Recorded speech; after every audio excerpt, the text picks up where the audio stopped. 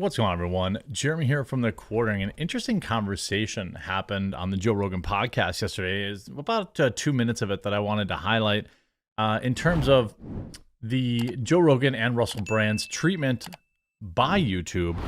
In some cases, special treatment, which is extraordinarily frustrating as a creator who isn't exactly tiny. I get it, but I'm still just like anyone else on this platform. Just, I'm as close to Joe Rogan as any creator on this platform. The guy's in his own stratosphere, but it still sucks to hear that. And also, it was interesting to hear them call out and give some free promotion to new platform alternatives, in particular, Rumble and others. We all know that Russell Brand has an exclusive deal on Rumble, and it's just good to see overall, even though some of the information reveal was a little disappointed. And we're going to get all that after a super quick word from this video's sponsor, Sheath. Huge shout out to this video's sponsor. That's right, Sheath. These boxers are designed to keep your balls off your legs. Sheath has 3 individual compartments to keep everything down there separate and cool and comfortable. And hey, since they've been a long-time sponsor, I've heard from many of you who have tried out Sheath and really love it. They were invented by a U.S. Army soldier who came up with the idea for Sheath during his second tour in Iraq, where it was hot as heck and his boys needed to breathe. And on top of all sorts of awesome designs for Sheath, they've added all sorts of winter items, hoodies, gator necks, and all sorts of base layers. Head on over to the link in the description and pinned comment down below. Use my promo code to save and support the channel and keep everything nice, cool, and dry. I know it's probably kind of weird, fellas, to be thinking about changing up, but they've been a strong sponsor for the channel, and I really think that if you give them a try, you like them, and you've got really nothing to lose. So give Sheath a try. So now Rogan says that he had a 25% increase in revenue on videos that were previously demonetized. But after signing the deal with Spotify, YouTube suddenly decided that, oh, yeah, I guess these videos are okay for ads to run on now. This is extremely frustrating. I'm going to start with kind of look, I don't blame Joe personally. He probably doesn't even handle this stuff. Unlike most, content creators who, we all scream into the void when we need help from YouTube. But it's very interesting. A 25% change in revenue is a life-changing number for a lot of creators. Okay, if you're making $10 a month, maybe it doesn't matter. But if you're on the cusp of being able to support yourself, creating content, this, that, and the other thing, it would be everything. We see, in February, I took almost a 50% hit to my revenue. There's a reason I'm pushing memberships. It's not because I love them, but I have to create more content for members to incentivize people to sign up so that I'm less susceptible to those wild swings one way or another. Even Joe Rogan has to do these type of things. But he had mentioned this one other time before on his podcast, where suddenly, after the Spotify deal was announced, it was remonetized. However, it says Joe Rogan's move from Spotify to Spotify from YouTube was an economically motivated move. One of the biggest deals involving a podcast, Joe Rogan moved his popular show to Spotify in a huge deal and hasn't looked back since then. In a recent episode of his podcast, the 55-year-old hosted stand-up comedian Russell Brand. The conversation between the two landed them on the topic of how different platforms worked around demonetization to curate their content. The episode saw the JRE host remembering how his revenues went up by 25% when he announced his departure from YouTube.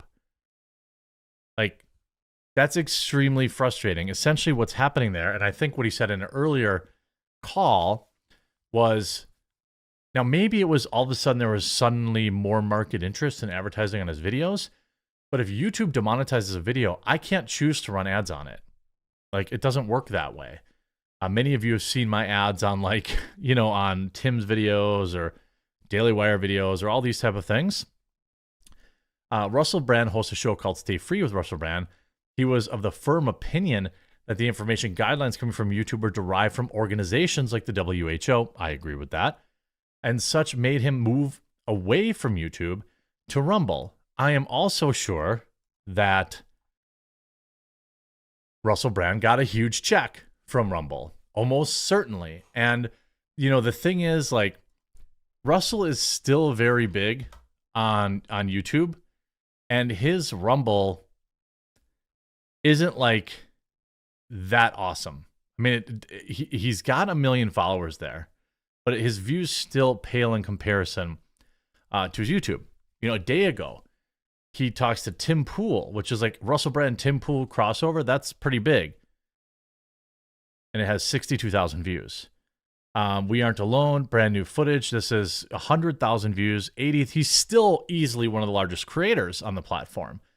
Here's when Russell Brand meets Rumble CEO in studio, 300,000 views.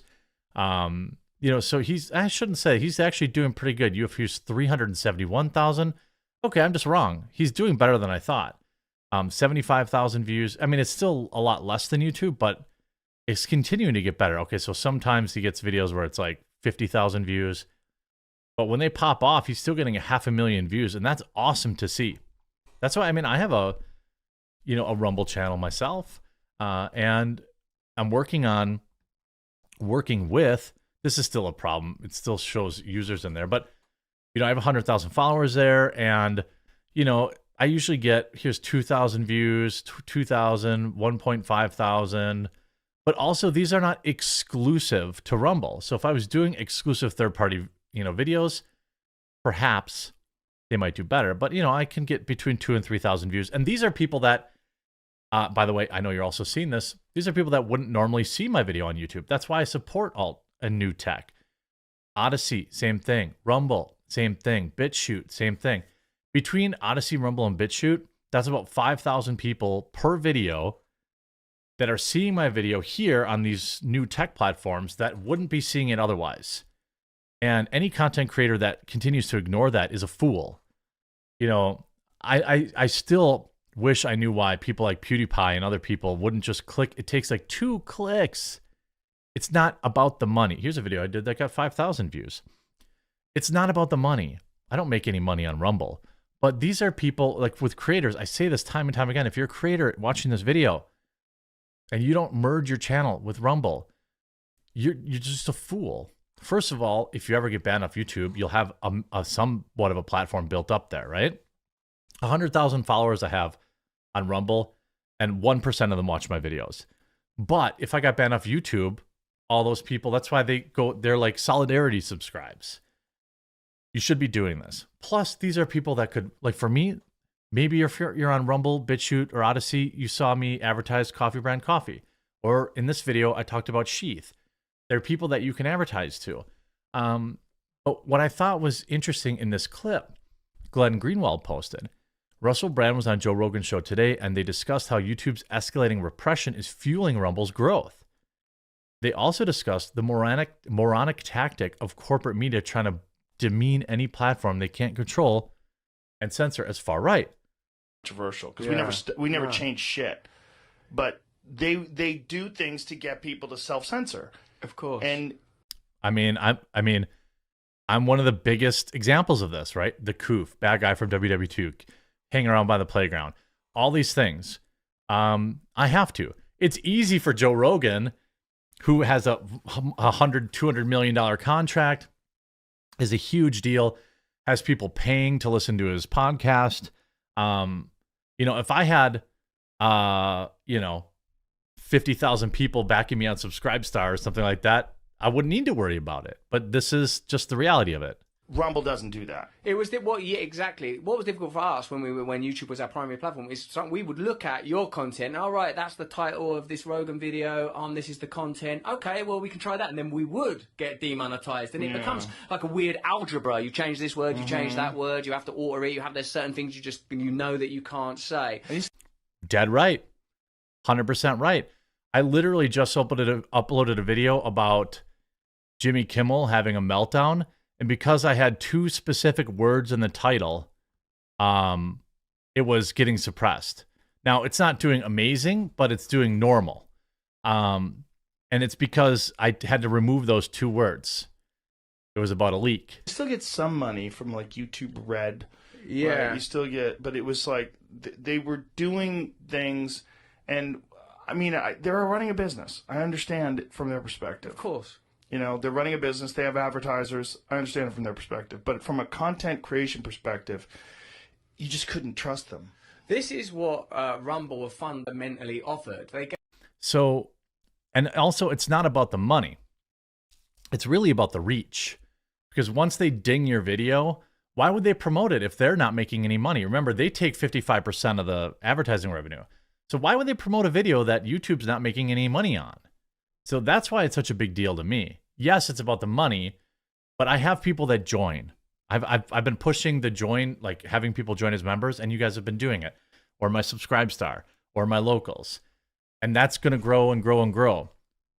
But I still need the video to be seen, you know. And February was extraordinarily rough for the channel, and I feel like they were changing some of the algorithm. You have to constantly be on top of it. Gave me a good deal and the assurance that we're not going to censor you. Now, obviously, coming from where I come from politically and in terms of my background, even as a person that's been in the public for a while, I know how Rumble's being portrayed. It's being portrayed as a right-wing, like, you know, far-right place, conspiracy theorist. Yeah, you and Glenn Greenwald, super far right. Yeah, like this married, gay, Pulitzer Prize winning journalist. Tulsi Gabbard, super right wing. Yeah, like it's nuts. It's nuts what people call it. It's just anything alternative to the censorship model they'll talk of as right wing. 100% correct. And it's interesting how the left just conceded free speech to the right, but they did. And ultimately, this is what you get. You know, Rumble continues to grow. I still am loyal to BitChute. I give BitChute money every month. Odyssey money every month. I support their platforms. Rumble is probably our best alternative, but I mean, I'm not explicitly right wing. My content is more like pop culture. Now that's maybe why it doesn't go as wild on YouTube, but on Rumble, but I'm building an audience there. And they're right. The media has portrayed Rumble as, I mean, even Community Notes is on here. I think I put that on there. And then, yeah, look at that. We have 294 followers. We're getting views over here, you know. Here's some, 12 upvotes, So this is 41 people. Here's 203 people that watched our show on Rumble that wouldn't have seen it any other way. So, I think they're right that the smear tactics of mainstream media is really about, hey, these people don't make their content creators fall in line. Spotify certainly took a lot of heat over some of Joe Rogan's comments, and I'm glad to see that they kind of held fast on that. But it's an important thing. That's why I support alt tech. That's why I don't care about, people say, this is why a lot of creators don't go there. They think, oh, I'm not going to make any money on Rumble, and my viewers will go watch on Rumble and I won't make any money. I don't care, because my viewers support me in other ways. They buy my products. So it's just an old way of thinking that needs to go by the wayside. I hope you enjoyed this video, and we'll talk to you again real soon.